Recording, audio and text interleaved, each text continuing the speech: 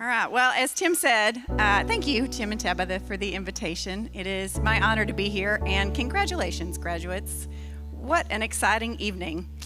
Tonight, I want to talk about the power of our decisions, the incredible power that our decisions hold in big things, in small things, and in thinking about that as my topic, I started to wonder if you guys thought back about your decision to come to House of Disciples. I wondered what you were thinking.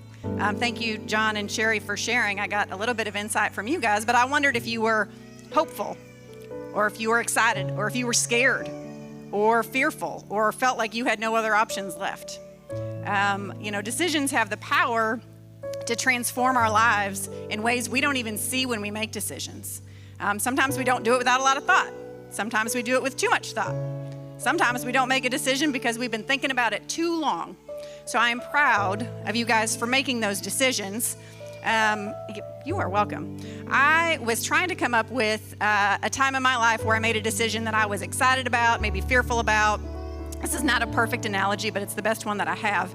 I have signed up for and actually completed 2 marathons. So very proud of myself for that. Yes, I imagine. Yes, thank you. Thank you. People do marathons and then just tell you about it. But anyway, the first big thing you have to do is actually just decide to sign up. And then you think, oh no, what have I done? What's going to happen next? And then you have to sit down and figure out, having never done something before, you have to make a plan. And I know you do that here at House of Disciples. Tim and Tabitha have educated me somewhat on how that works. You have life goals, you have a work plan, you have chores, it sounds like, for the new folks.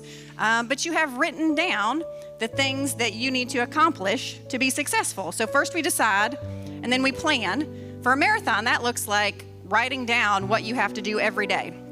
So one day you have to cross-train, one day you have to run 5 miles. There's this really awful week where you run 5 miles, then 10 miles, then 5 miles, then 20 miles. Worst week ever. But it's in the doing where we see your character, right? It's easy to sign up. It's brave and it's bold, but it's pretty easy to sign up and decide to do something. You can even find it pretty easy to write down the plan, but it's in the doing.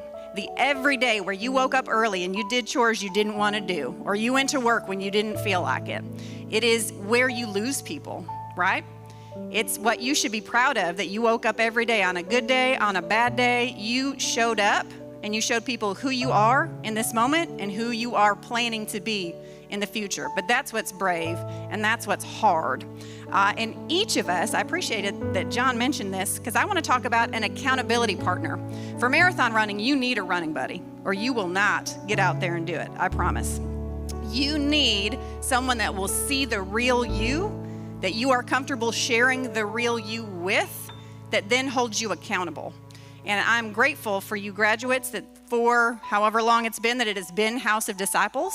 I know that this program here has been a good accountability partner, but in moving forward from this step, who is going to be your accountability partner after today? And then one blessing is that we get to pay it forward now. Once we have been helped, now we are in a position to help other people and pay that forward.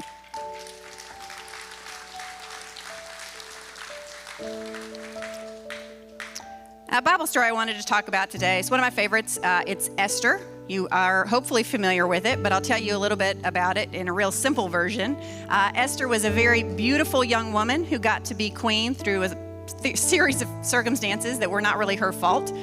She had an uncle named Mordecai. I'd like to think of him as an older, wiser gentleman who served more like her dad than her uncle. And then the bad guy in this story, his name is Haman. And he was a very wicked person. Haman would get upset because Mordecai would not bow down to him as he passed through the gates. And as a king's advisor, he thought that everyone should have to bow down to him. And in fact, everybody but Mordecai did bow down to him. And because he knew that Mordecai was a Jew, Haman, tricked the king into issuing a decree that would kill all Jews on a future date.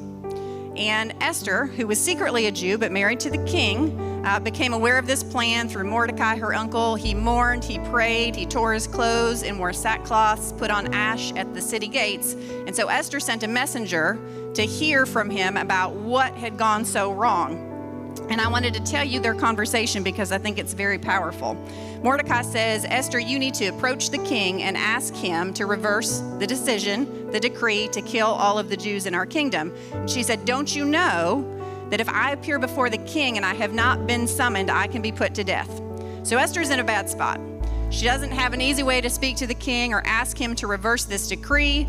And Mordecai says, I'm going to read you this one. In Esther 4:13, he responds, don't think that you will escape the fate of all the Jews because you are in the king's palace.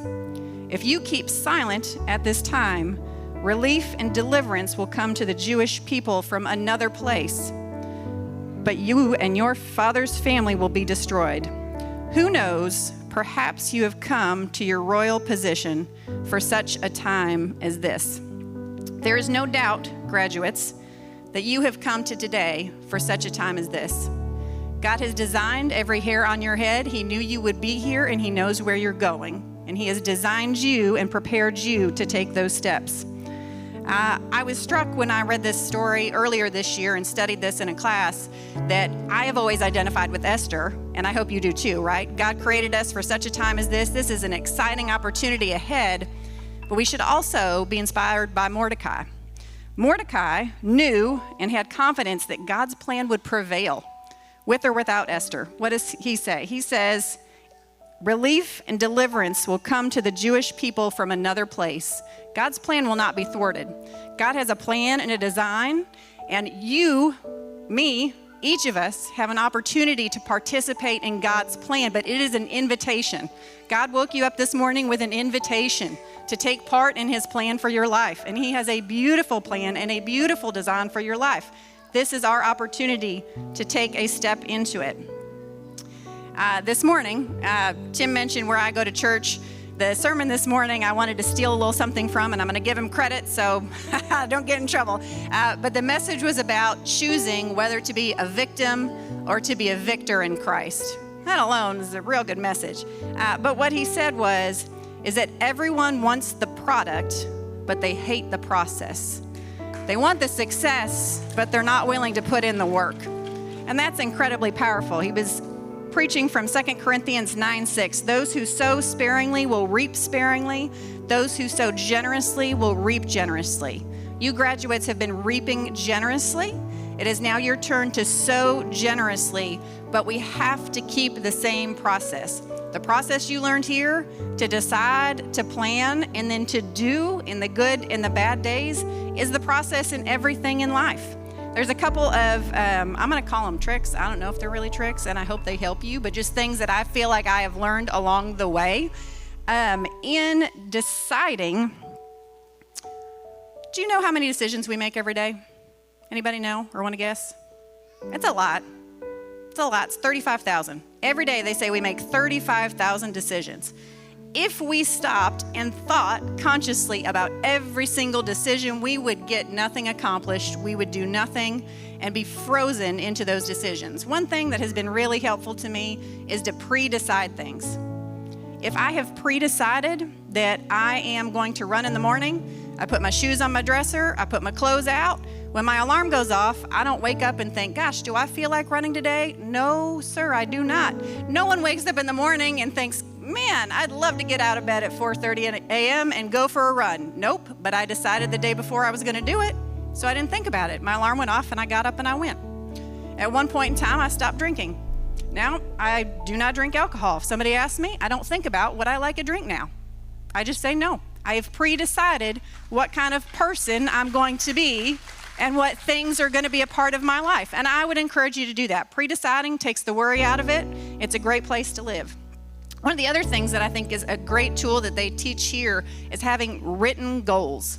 I do that every year. If we don't know where we're going, we're not going to go anywhere. But I did want to actually share a Harvard Business School study. They asked their students that were graduating if they had clear written goals for their future. 3% had written goals. 13% had goals, but they weren't written down, and 84% of them had no goals at all. 10 years later, they followed up with the class. The 13% that had goals were making twice as much as the folks that had no goals.